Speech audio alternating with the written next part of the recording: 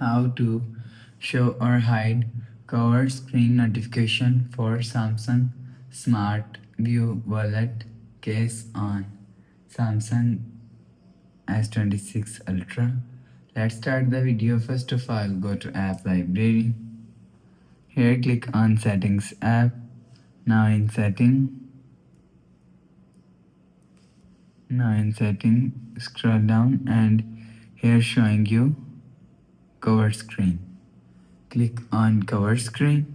After click on cover screen, you will see scroll down and showing you show notifications. If you want to hide cover screen notifications, so turn off this button. After turn off this button, cover screen is hide. If you want to show cover screen, so turn on this button. After turn on this button, you will see cover screen is show. So you will show or hide cover screen notification from here. After the process, go back to home screen. So that's how you can show or hide cover screen notifications for Samsung Smart Wallet View case on Samsung S26 Ultra.